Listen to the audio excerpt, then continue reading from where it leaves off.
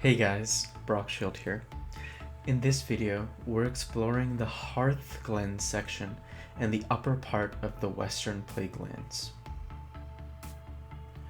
For those of you who are not familiar to this area, in the uppermost portion of the Western Plaguelands lies an elite Scarlet Monastery-style mob area, where these Scarlet mobs that you've been fighting for a long time in World of Warcraft as you approach these higher levels, have these elite outposts up here in the Western Plaguelands. So I just wanted to see how our three-man team would do in this area, as well as capture some memories for myself before we presumably may head into the Burning Crusade soon, as at the time of recording this video on February 3rd, we're under 20 days away from BlizzCon 2021. So that is very exciting stuff, and I wanted to explore some of these more higher level elite areas while they're relevant at the time period, and just enjoy exploring more of the World of Warcraft that I had never seen in this capacity.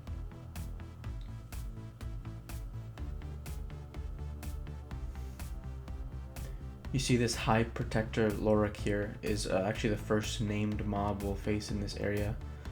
Paladin with his divine shield and healing abilities, and the Sentinels hit pretty decently also. One thing I was surprised about is these mobs do seem to strike me a little less voraciously, shall I say, in terms of their raw DPS output, in comparison to the Blackrock Depths mobs that are between 7 and 5 levels lower than them. And in the case of Lorik, he was a level 61 elite, so it was surprising to me the amount of damage output that Brockshield could take before I needed any help.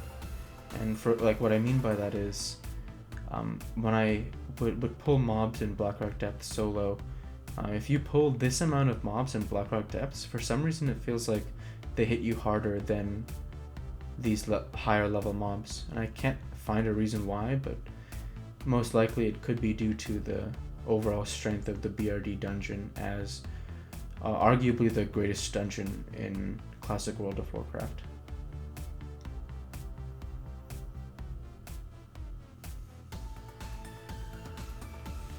In terms of some of the mob variety that we see in this area, we see now as we move more towards the innermost portions of Hearthglen that the Scarlet mobs have the priest that you're seeing here that performing some of the bigger healing spells, and they also cast Smite like the priests of the Alliance and Horde as well.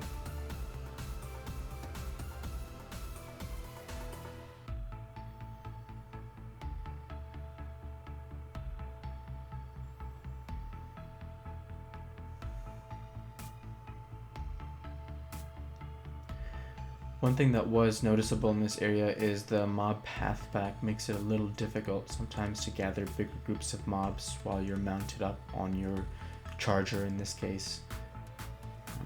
I realized, of course, I could have done the pulls with the rank 1 consecration, as that would, of course, drag the mobs along with me for a longer period of time. But I figured may as well go for some of the more elite mobs here, like the Scarlet Paladins, instead of the non-elite mobs you saw towards the barn area. Here we have a classic Blizzard governor-style housing area. This entry reminds me of Red Ridge Mountain when you enter the mayor, it may be called, in the mayor's office in Red Ridge. Looks like there could be a mayor's office for Lorik perhaps, or something of the sort. I'm not sure the actual pathing of the mob, but it is fascinating.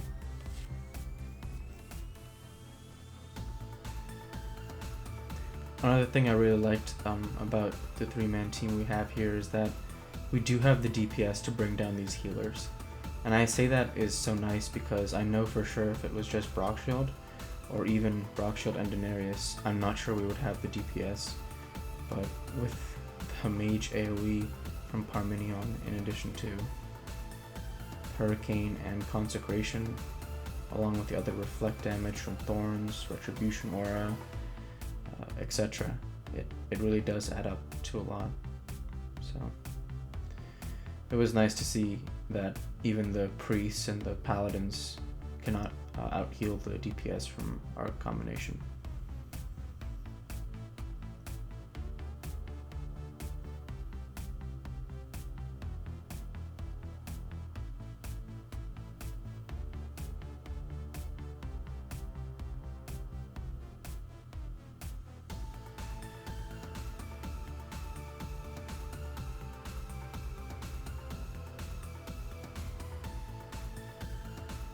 Beautiful. I remember this makes me think of all those days when I would run Scarlet Monastery with just Brock Shield and two-pull the dungeon, and it never got old seeing all of the mobs unfurl around Brock Shield when you finally line of sight around a corner, and then all of his abilities, the Demon Forge Breastplate, the Skullflame Shield, the Talisman of Ephemeral Power, along with the ZG Trinket, Blessing of Protection, Divine Favor at that time. Now I went with the Holy Shield build you saw in one of the earlier last phase classic talent spec. It's really just beautiful to see that combination when you have the rejuvenation and regrowth ticking on Brock Shield, so you have that green aura around you of the life and healing of those druidic and shamanistic abilities on a paladin of light such as Brock Shield. And then you have Blizzard and just pure mage arcane and frost spells, just shelling the enemy from above, as well as the eventual hurricanes you'll see here from Denarius. And it's just so aesthetically pleasing when I see all three of those spells just ticking. And Denarius himself is wearing a full 8 out of 8 tier 1. I chose to stop gearing Denarius there because at full 8 out of 8 tier 1, he gets a special ability that reduces the cooldown time of Tranquility as well as Hurricane, which is super useful for this AoE style, because for some of the more lengthy pulls, if the mobs are surviving longer, that means 2 Hurricanes from Denarius in combination with all of the AoE damage from Parmenion. And here you can see the clouds form up again. The Consecration is down, the Holy Shield is in place, the Blizzard is slowly whittling down these Scarlet mobs. And it looks like our team is making light work for now out of the Hearthglen mobs.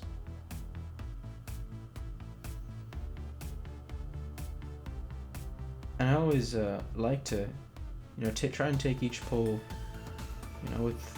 with some degree of course you want to play loose, because when you're not playing loose you make mistakes or you overthink.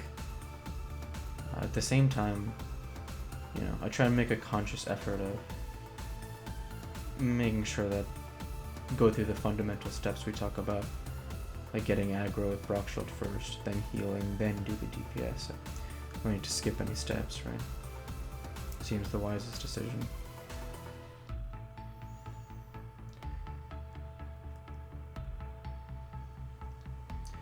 Here you also saw the Hunter's AoE from a Horde Hunter, Scout Zulur. Thanks, Zulur. I made sure to thank him, as you'll see now, on all 3 of our characters, and looks like Zulur was heading in there for some fun times of his own. In terms of the gold you can make in this area, it really wasn't comparable to Blackrock Depths. I mean, honestly, nothing I've seen in the game is comparable to that area. The fact that I got 2 Edge Masters, I think almost 14 plus epics have dropped for me. I've probably made like 7,000 gold in just like I'm not selling the runs, so like to have made 7,000 gold in SM Cath takes a long time even selling the runs. And then in Blackrock Depth, there's just so much gold in everything. For example, there's an item called a Librum of Veracity that drops from some of the Dark Iron Dwarves in there. And that Librum, which has dropped for me maybe like 5 times, sells for 90 plus gold each time.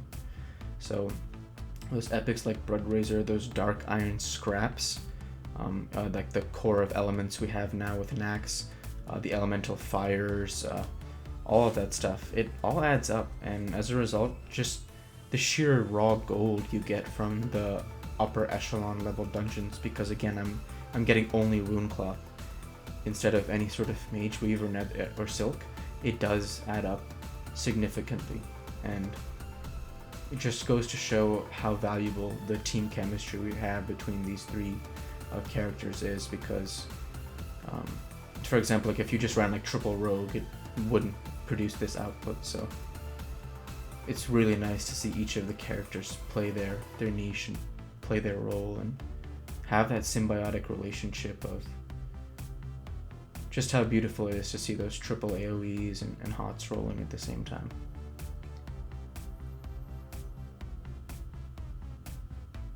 At this point in the video, there's only one unexplored area of Hearthglen, and it's this area straight ahead that you just see here. So I'll clear out this area, and this will allow us to proceed into the main barracks of the Scarlet mobs here. So definitely, if you are interested in this area, please do understand that probably a mage would be most successful here, as their combination of Frost Nova, Blizzard. I know I when I googled Hearthglen, I saw Frostadamus had made a video in 2019 covering this area, and I love watching Frost's videos. He does such an excellent job with his editing, and really down-to-earth guy. So he always puts a smile on my face when I see his videos.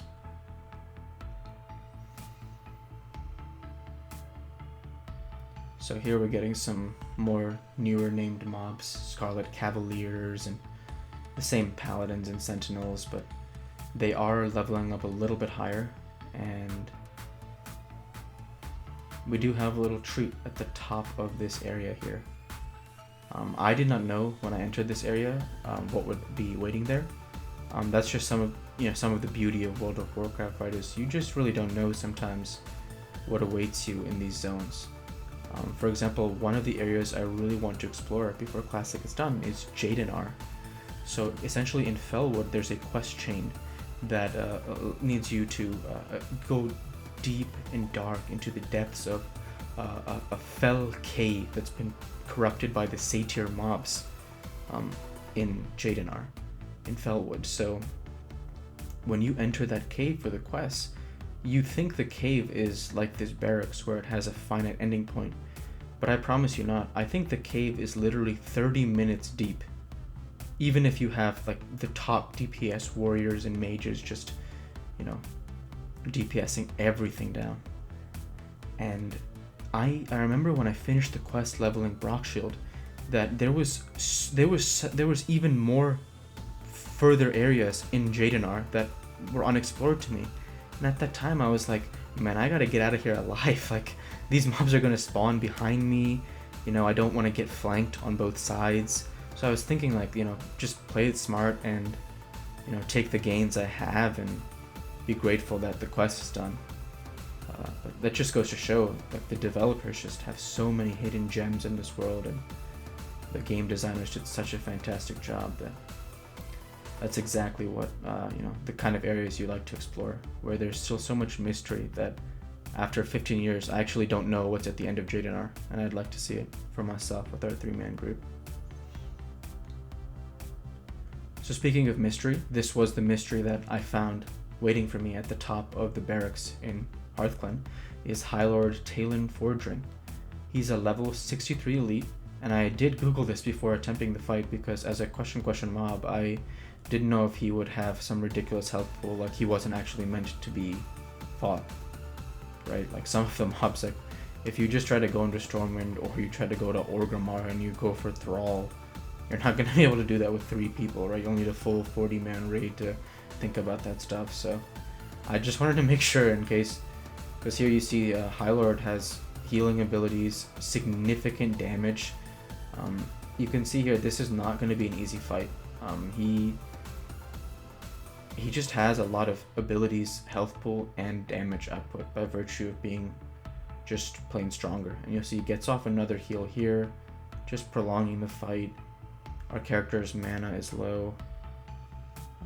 The one thing we do have, obviously, is the teamwork. And that is what is going to carry this fight, because Parmenion is able to use his mana regen, Daenerys has some of his mana regen, and Rockshield has enough threat and damage mitigation that he can hold on. But as you see here, it's not a joke. I am in a position where I might die, so I use Lay on Hands as the mana is low for Daenerys, and Parmenion of course can't heal. I also did try to counterspell Highlord when he was healing, but he's immune to it, so definitely it's very exciting every time you see these special mobs in the game, and you're grateful to the designers that this area where there probably isn't a reason to go just has so much beauty, just like in Tyr's Hand. As we conclude the video, I want to say thank you for watching. Feel free to like, comment, and subscribe as it greatly helps the channel. Light be with you all, take care, and thanks again.